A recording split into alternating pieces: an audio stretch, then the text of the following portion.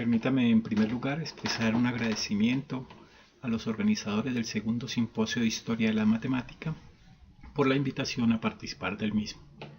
Mi nombre es Edgar Guacaneme, soy profesor de la Universidad Pedagógica Nacional de Colombia. Quiero presentarles hoy una pequeña conferencia que he titulado Exquisitos aportes de la historia de la razón y la proporción al profesor de matemáticas. Para ello, he organizado la presentación en tres partes. Inicialmente, haré una introducción, presentaré luego un sistema de categorías que he construido para posteriormente hacer un análisis de la historia de la razón y la proporción en un momento específico de desarrollo. Comencemos entonces. Este trabajo que presento se inscribe en el desarrollo del Doctorado Interinstitucional en Educación, programa colombiano desarrollado por al menos 3 universidades: la Universidad del Valle, la Universidad Pedagógica Nacional y la Universidad Distrital Francisco José de Caldas.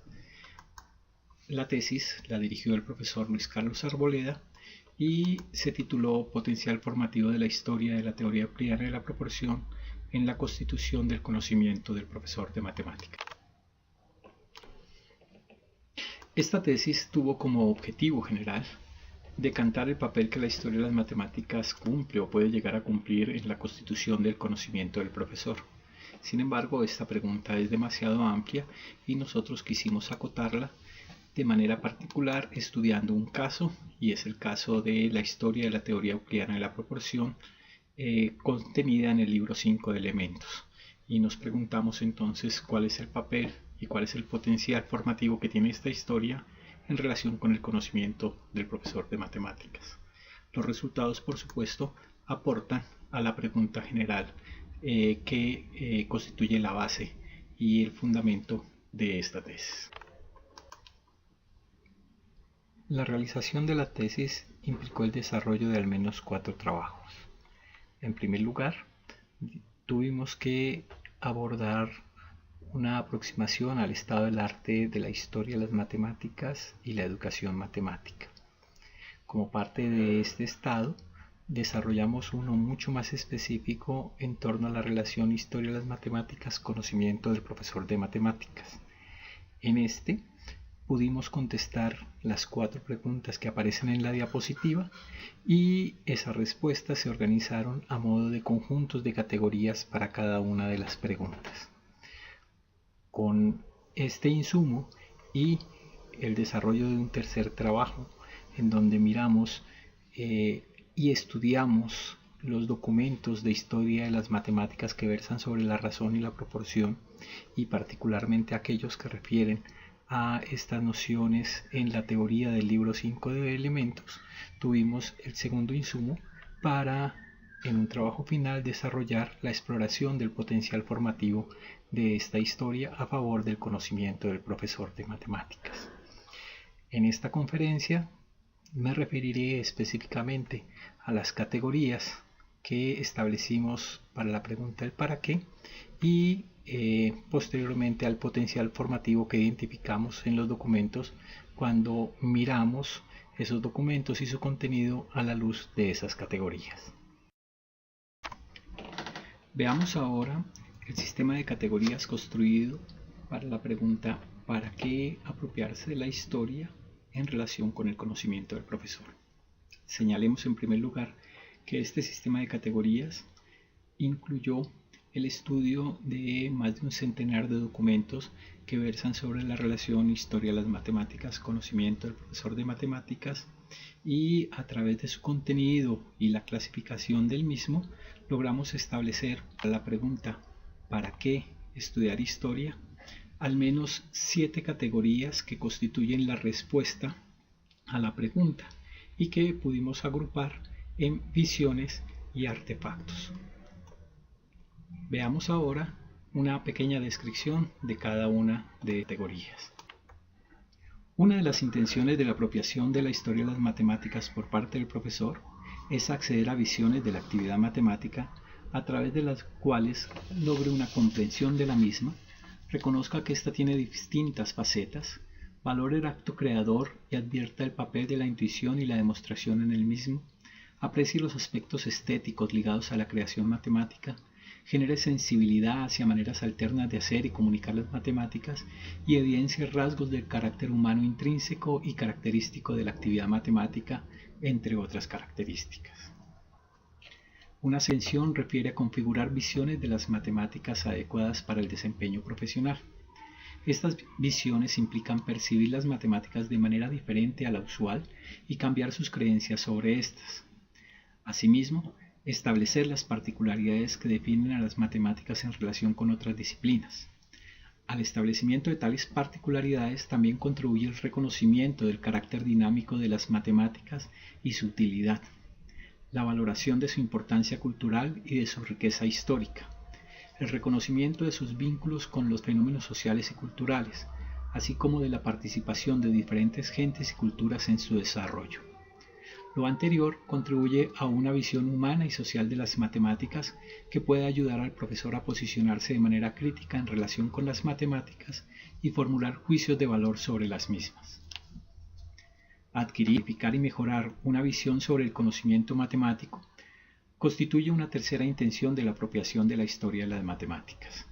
En este sentido, se promueve la idea de que el profesor puede conseguir una visión del conocimiento matemático alterna a la que subyace en y deviene de su versión teórica o formal, que incluye una visión de aspectos metamatemáticos proveída por el estudio de la historia de las matemáticas que se incorpora al conocimiento del profesor de matemáticas y que le permite evidenciar la transformación en el tiempo histórico de los cánones de rigor matemático, de la idea de verdad matemática y de existencia de los objetos matemáticos, entre otros asuntos, a favor de la comprensión de estos en el marco de la enseñanza y aprendizaje escolar.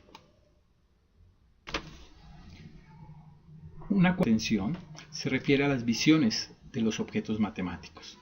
En este sentido se sostiene que la historia de las matemáticas le permite al profesor revelar asuntos ocultos o no necesariamente usuales respecto de los objetos e ideas matemáticos, explorar el carácter evolutivo de diversos conceptos y procedimientos matemáticos y su lugar y su estatus en las matemáticas, así como identificar distintos significados y sentidos de los conceptos matemáticos y reflexionar sobre tales polisemias. Que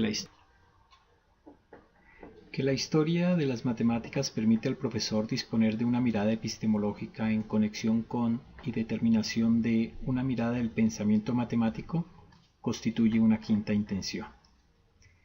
En esta perspectiva se afirma que la historia de las matemáticas dota al profesor de una herramienta conceptual sobre el conocimiento y pensamiento matemático, desde la cual ganar en conciencia y, consecuentemente, tomar decisiones educativas más fundamentadas. Particularmente la aproximación histórica que refiere al estudio de los obstáculos epistemológicos, de los enfoques poco trascendentes o equívocos de algunos matemáticos a objetos matemáticos, de los procesos de aceptación legítima de propiedades y objetos matemáticos, o de maneras poco ortodoxas de tratamiento de un problema matemático, le brindan al profesor una visión, sensibilidad y disposición enriquecidas sobre las maneras de pensar matemáticamente. En una dimensión semejante a la anterior, se afirma que el estudio de la historia de las matemáticas le permite al profesor identificar creencias sobre el aprendizaje de las matemáticas y contrastarlas con sus experiencias de aprendizaje, a la vez que pone de relieve y hasta evalúa su conocimiento matemático. Por otra parte, la historia de las matemáticas constituye un ámbito, conjugado con una aproximación filosófica, de estudio de discursos epistemológicos enmarcados e ilustrados en la historia de las matemáticas, que apoya la reflexión epistemológica y le ofrece la posibilidad de plantearse y responder a problemas de orden epistemológico que surgen en el quehacer docente. En cuanto al aporte del estudio de la historia de las matemáticas a las maneras de enseñar, se sugiere y defiende el uso del conocimiento histórico de las matemáticas para favorecer la referencia sobre maneras alternas de construcción de objetos matemáticos, de los papeles de las gentes y comunidades vinculadas en tal construcción y en consecuencia de la enseñanza y el aprendizaje de las matemáticas. También se defiende la idea de incluir la historia de las matemáticas en la enseñanza de las matemáticas, condicionándola y transformándola de facto. Un segundo ambiente de réditos En cierto sentido, ligado al anterior, se refiere a la posibilidad de encontrar en la historia de las matemáticas una fuente de insumos para el aula, por ejemplo, información, materiales o recursos para la enseñanza, que favorezcan el diseño de tareas matemáticas, la explicación y presentación de ideas y temas matemáticos, la motivación para promover el aprendizaje, la comprensión de conceptos y problemas o la exhibición de aspectos culturales e históricos de las matemáticas. Asimismo, se defiende la idea de que la historia de las matemáticas le proporciona al profesor bases para orientar el currículo. En esta dirección se postula que la historia de las matemáticas ofrece un marco de referencia que permite comprender algunas cuestiones que determinan o determinarían el currículo en matemáticas en general. Por ejemplo, la importancia y pertinencia de las ideas matemáticas, los énfasis temáticos y su racionalidad, la estructura interna de las matemáticas, la aplicabilidad de los resultados matemáticos. En este sentido, algunas posturas valoran la historia de las matemáticas como fuente de decisiones curriculares. Otras depositan en la historia de las matemáticas la opción para ofrecer un contexto y tono diferente para los procesos en los que la educación en matemáticas se desarrolla y cambiar así la imagen del proceso educativo, y otras presentan la historia de las matemáticas como un marco de referencia para estructurar cursos específicos para la educación en matemáticas, en particular para estructurar el orden temático, la articulación y jerarquía temática o el de estos enfoques. Una última categoría o intención se refiere a lo que hemos nombrado con los términos competencias personales y profesionales. A este respecto se argumenta que el estudio de la historia de las matemáticas le ofrece la posibilidad al profesor de vivir experiencias de aprendizaje alternativas a las usuales, que le conducen a un ambiente de aprendizaje e independencia intelectual, al desarrollo del pensamiento crítico, al autorreconocimiento de la capacidad de abordar de manera exitosa el estudio de aspectos históricos complejos y a una recontextualización y repersonalización de los conocimientos. Estas experiencias también provocan un ejercicio metacognitivo sobre las operaciones que los profesores realizan con los objetos matemáticos. Asimismo, se alude al desarrollo de habilidades, de lectura de literatura especializada y en ocasiones compleja que eventualmente conllevan a reflexiones metacognitivas, de atenta escucha de las voces de los matemáticos de otras épocas y ambientes como una estrategia para comprender su pensamiento matemático, y de escritura sistemática para la exposición de ideas matemáticas de otros a través de los textos propios o explicar las matemáticas de contextos no coetáneos. Se arguye también que el estudio de la historia de las matemáticas favorece la polimatía o el pensamiento interdisciplinar del profesor y enriquece su repertorio de conocimientos, proveyéndolo de un conocimiento de parte de la cultura de la humanidad. Lo anterior potencialmente le permite al profesor valorar la tarea que su enseñanza tiene en el horizonte de formación cultural y científica de los estudiantes, así como comprender la función de la profesión docente en matemáticas y su evolución. Con una dimensión un tanto diferente, se defiende que el estudio de la historia de las matemáticas pretende integrarla en la cultura matemática de los profesores y reivindicar su importancia, es decir, alentar al profesor a profundizar en temas y tratamientos históricos de las matemáticas, saborear la historia y desear aprender aún más, ganar interés por las fuentes primarias, valorar la precisión de la información histórica y promover la competencia de proponer y responder preguntas sobre la historia de las matemáticas. De manera cercana a ello, también se procura incrementar el interés y entusiasmo por las matemáticas. Pasemos ahora a la tercera y última parte de esta conferencia. En esta parte presentaremos inicialmente un recuento de hitos históricos en torno a la historia de la razón y la proporción, ubicando en uno de ellos el asunto central de estudio histórico, es decir, la teoría de la proporción expuesta en el libro 5 de Elementos. A propósito de este libro, presentaremos dos definiciones que son paradigmáticas para que se entienda de manera general el asunto del que trata la teoría. Y posteriormente, para cada una de las 7 categorías, presentaremos un ejemplo de extractado de la historia que permite revelar a modo de evidencia el lugar que ocuparía la historia en el conocimiento del profesor de matemáticas. Sin embargo, antes de ello debemos reconocer que al hacer el estudio de la historia de la razón y la proporción, pudimos advertir la no existencia de una historia, de un documento que contemple la historia de la razón y la proporción, y más bien a través de un centenar de documentos pudimos reconocer la existencia de al menos 6 hitos en el desarrollo de esa historia. De esos hitos escogimos el segundo de ellos, el que versa sobre la teoría euclidiana de la proporción, y de manera específica la que está propuesta en el libro 5 de Elementos. Advirtamos que en lo que sigue no vamos a hacer una exposición de esa historia y que esa historia se alimenta de los documentos de los hitos precedentes y posteriores al mismo. Veamos también que requerimos algunos elementos que contextualicen el contenido del libro. En primer lugar, veamos la definición 3 que aparece en el libro 5 de Elementos. Como se puede ver, esta definición intenta caracterizar la idea de razón, pero para ello utiliza un lenguaje que no es muy acorde con las definiciones matemáticas o al cual no estamos muy acostumbrados en términos de definiciones matemáticas. Si bien hay un elemento que parece un poco neutral, luego del análisis reconocimos que la idea de tamaño es una idea fundamental y también reconocimos que en esta definición se establece que no pueden haber razones entre magnitudes heterogéneas.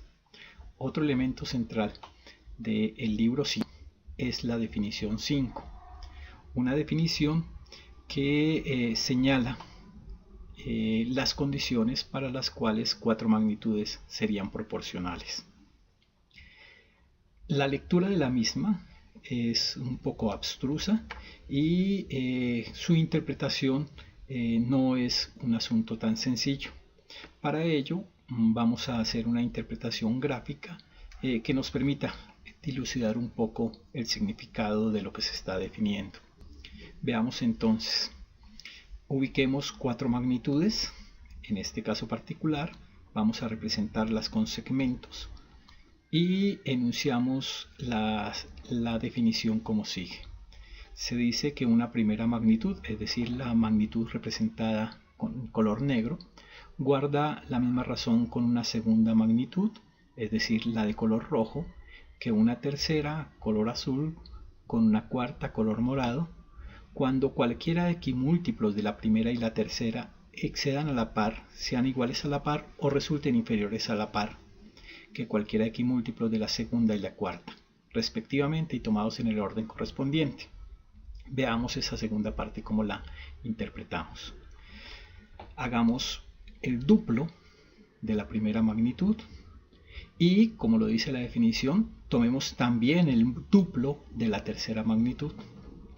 Hagamos el triple de la segunda magnitud y el triple de la cuarta magnitud. Y comparemos ahora esos múltiplos. Como se puede ver, el segmento negro es más largo que el rojo, a la vez que el segmento azul es más largo que el morado. Eso se da para los equimúltiplos. Si este comportamiento se mantiene para todos los equimúltiplos, es decir, que cuando el segmento negro sea mayor que el rojo, el segmento azul también será mayor que el morado, pero cuando sean iguales, negro y rojo serán iguales a azul y morado, o cuando el negro sea menor que el rojo, será el azul menor que el morado, entonces las 4 magnitudes serán proporcionales. En este caso específico, nos damos cuenta con lo que viene que esas 4 magnitudes iniciales no son proporcionales, porque el segmento negro, es decir, el múltiplo, y el rojo son iguales, pero el azul es menor que el morado. Es sobre la teoría que tiene como base estas dos definiciones que los historiadores han escrito y han hecho análisis históricos, epistemológicos, filosóficos, semánticos, y es esto lo que constituye la base de la historia de las matemáticas sobre estos documentos. Veamos ahora cómo la historia de las matemáticas referida a esta teoría, conjugada o analizada con las categorías que hemos definido, nos permite reconocer el potencial que tendría esa historia a favor del conocimiento del profesor. Para ello vamos a ir tomando una a una las categorías. Comencemos entonces. Frente a la visión de la actividad matemática, habíamos señalado algunos elementos que favorecían la aproximación de la historia. De estos quisiera resaltar uno de ellos, la comprensión sobre el hacer matemáticas, y ejemplificar a través de un documento cómo la historia puede favorecer la comprensión sobre lo que es hacer matemáticas. El documento en cuestión es un documento escrito por Rusnok y Taggart que versa sobre las estrategias del cambio conceptual y que en una mirada epistemológica permite reconocer el lugar de la razón y la proporción, y en una discusión importante que se dio muy probablemente en la época pitagórica, que tiene que ver con la inconmensurabilidad. En este caso particular, estos autores lo que reseñan es que ante una anomalía como la que se configuró con la demostración de la inconmensurabilidad, por ejemplo, entre la diagonal y el lado del cuadrado, es decir, frente a la imposibilidad de encontrar dos números enteros cuya relación fuera la misma que la relación entre la longitud de la diagonal y el lado del cuadrado, los matemáticos asumen diferentes estrategias para solucionar dicha anomalía. Una de tales estrategias está contenida precisamente en el libro 5 de Elementos, pero de manera particular señalan que esta manera de enfrentar la anomalía no supera o no responde al problema solucionándolo, sino más bien evitándolo. Es decir, que la teoría euclidiana de la proporción, como teoría matemática, elude el problema de la inconmensurabilidad, generando un discurso para magnitudes que no importa si son o no son conmensurables, pero no soluciona el problema de la inconmensurabilidad. Esto nos da una idea de lo que es hacer matemáticas y de cómo ese hacer matemático está relacionado o no con la solución de problemas matemáticos, en este caso específico el de la inconmensurabilidad. Para la segunda categoría, visión de las matemáticas, quisiera enfatizar en el reconocimiento de los vínculos de las matemáticas con otras disciplinas. Aquí también la historia de la proporcionalidad y particularmente la razón y la proporción en la teoría euclidiana nos ofrece un panorama interesante. Claro que en este caso, más que la referencia a la teoría misma, haremos referencia a un antecedente de la teoría. Vamos a referirnos específicamente a Eudoxo y a su trabajo matemático y a su trabajo en astronomía. En este documento, Riedel propone un asunto muy interesante. En esencia, lo que está señalando es que Eudoxo plantea sus nociones y definiciones del libro 5 basados en una unidad proveniente del estudio de la astronomía y particularmente de su visión geométrica a través de esferas anidadas para poder modelar algunos fenómenos astronómicos. En otras palabras, las matemáticas estarían teniendo como una base, un acicate y un punto de inicio algo externo a las matemáticas mismas, en este caso la astronomía, y por tanto las matemáticas cobran una dimensión diferente a la que normalmente transmitimos o a la que se nos ha transmitido a través del estudio de la misma. La tercera categoría, visión del conocimiento matemático, tiene también unas formas diferentes de exhibición a través de la historia. Particularmente me interesa en este momento centrar la atención en estos aspectos matemáticos, rigor, verdad y existencia, específicamente en el segundo. Yo quiero retomar un documento escrito por Mederos en el año 2000 que versa también sobre Eudoxo y la matemática y es una conferencia presentada en el seminario Orotava de Historia de la Ciencia. En este documento Mederos argumenta a favor de reconocer la geometría y la proporción, ya no solo como una disciplina y un objeto matemático, sino sobre todo como un método para revelar la relación entre el todo y las partes, a la vez que como una vía para procurar el conocimiento verdadero. Está asignando así al conocimiento matemático una función que trasciende las matemáticas mismas y que tiene que ver con la epistemología general. Le está asignando un valor de método hacia la verdad o para procurar la verdad. Esto va más allá de la asunción general de que las teorías son las que permiten esto y le asigna un lugar protagónico a la proporción y a la proporción geométrica. Para la cuarta categoría, la visión de los objetos matemáticos, queremos, entre todos los aspectos señalados antes, resaltar el de revelar asuntos ocultos o no usuales. Veamos.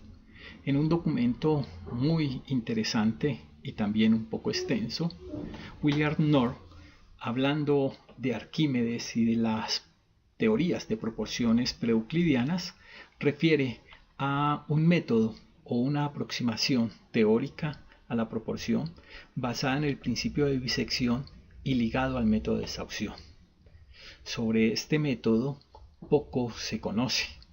Si bien hay una abundante literatura en torno al método de antanairesis como un método previo a la teoría euclidiana de la proporción, y se reconoce también una cierta tradición que deviene de la teoría pitagórica de la proporción, este método no, al margen de este documento, no es tratado y parece ser un método muy interesante que llevaría a formas alternas de comprender la proporción y las razones.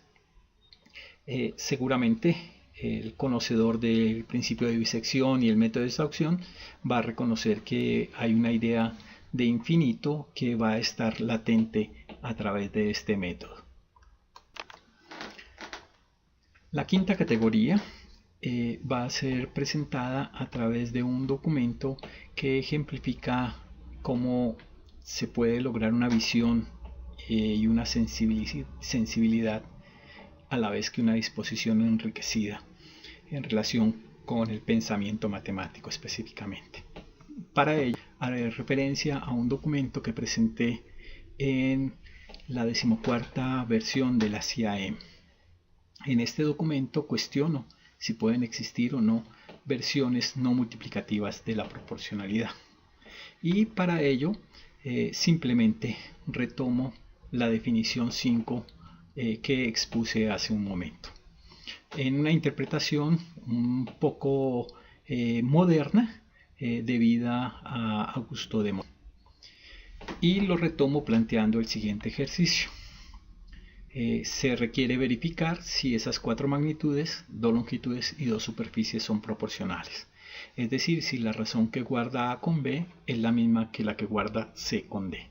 Y para ello voy a utilizar, como lo mencioné, la definición 5. En ese sentido, lo que voy a retomar es el segmento inicial y voy a hacer múltiplos de ese segmento. Como se ve en la gráfica, he construido el duplo, luego construyo el triple y a través de sumar el mismo segmento inicial voy construyendo cada uno de los múltiplos de lo que llamé el segmento A sub 0 o el segmento A. Algo semejante hago para el segmento B, construyo los múltiplos de cada uno de los múltiplos del segmento B. Y posteriormente, y atendiendo a la disposición gráfica, lo que hago es ordenarlos, es decir, tomar de menor a mayor, como ustedes pueden ver ahí, primero se ubica A0, luego B0, posteriormente A1 y así sucesivamente como aparece en la gráfica. Lo interesante aquí es que lo único que he hecho es sumar y ahora estoy ordenando. Y de esta manera he ordenado en una misma lista los múltiplos de A y de B. Algo similar voy a hacer los cuadrados. En este caso puedo sumar los cuadrados usando el teorema de Pitágoras como un algoritmo de suma geométrica, no métrica, y puedo tomar C0 en cada uno de los catetos de un triángulo y la hipotenusa, sobre la hipotenusa construiría C1, luego hago un nuevo triángulo cuyos catetos son C0 y C1 y la suma, es decir, el cuadrado construido sobre la hipotenusa será C2 y así sucesivamente. Algo semejante hago para D, el segmento D, y de esta manera construyo los múltiplos de C y de D y al igual que le hice con los segmentos los ordeno. Al ordenarlos, de acuerdo con su tamaño, es decir, la cantidad de superficie que ellos tienen, obtengo este listado. Si lo comparo con el listado que había obtenido antes, vamos a apreciar que los múltiplos van a coincidir, incluso en el caso en donde dos múltiplos son el mismo, y por tanto puedo establecer que el comportamiento de los múltiplos de A y de B es el mismo comportamiento de los múltiplos de C y de D. En otras palabras, que A y B guardan la misma razón que C y D. Para esto no empleé absolutamente para nada la idea de multiplicación de dos magnitudes, sino simplemente de adición de una misma magnitud y de orden. Y con esto cuestiono de manera seria y basado en la historia la necesidad de abordar el pensamiento proporcional como parte del pensamiento multiplicativo, en tanto que pueden haber expresiones del pensamiento proporcional que no son multiplicativas sino aditivas, como el que acabo de mostrar con este ejemplo. La historia también provee algunos elementos en relación con las maneras de enseñar e insumos para el aula, particularmente maneras alternas de construcción. Aquí quiero hacer referencia a un documento escrito por De Morgan en el año 1836, en el cual o a través del cual él intenta explicar de mejor manera o con una perspectiva diferente el libro 5 de Elementos de Euclides. Pero, como se ve en el título del mismo libro, él hace una conexión de ese libro y ese tratamiento de la proporción entre los números y las magnitudes. Asunto que es totalmente pertinente en tanto que con esa representación de la teoría podrían sugerirse algunas iniciativas de innovación para el tratamiento de las razones y las proporciones en la escuela, por demás bastante deficiente como se logró mostrar a través de la tesis de maestría que presenté hace ya algunos años. Con respecto a la última de las categorías, quisiera presentar una experiencia vivida por algunos estudiantes a quienes tuve la oportunidad de dirigir su tesis de la licenciatura en matemáticas de la Universidad Pedagógica Nacional. Esta tesis tomó como base estos dos artículos escritos por Bergood, a través de los cuales él hace una interpretación de el libro 5 de Elementos de Euclides desde una perspectiva muy moderna y con una notación muy moderna, reelaborando así la idea de magnitud, razón y proporción. tanto cuando yo estudié este par de artículos como cuando mis estudiantes lo estudiaron, pudimos tener experiencias retadoras en torno a la comprensión de una teoría matemática desconocida, una teoría matemática vista con ojos modernos, que incluye, según me comentó un colega de la Universidad del Valle, aproximaciones muy recientes de las matemáticas coetáneas, lo cual nos permite y nos permitió reconocer nuestras posibilidades, limitaciones, y nos permitió reconocernos como estudiantes de unas matemáticas que no conocíamos. Bien, lo expuesto hasta acá debe permitirnos reconocer que las matemáticas, perdón, la historia de las matemáticas nos ofrece unas posibilidades inmensas en términos de formación y para promover el conocimiento del profesor de matemáticas. Podría haber expuesto mucho más ejemplos de en cada una de las categorías, pero eso no hubiera hecho más que corroborar esta afirmación que acabo de hacer, y que puedo resumir en que la historia de las matemáticas tiene un inmenso potencial en términos de la conformación del conocimiento del profesor de matemáticas. Y por tanto tendría uno que preguntarse, ¿y por qué ha estado tan desconocida la historia en los programas de formación de profesores de matemáticas? ¿Y qué debería ocurrir para que la historia de matemáticas ocupe el lugar central en la conformación del conocimiento del profesor de matemáticas? Bien, no me queda solo agradecer su atención y esperar sus reacciones y comentarios a esta conferencia, no sin antes nuevamente agradecer la invitación que me hicieron los colegas venezolanos.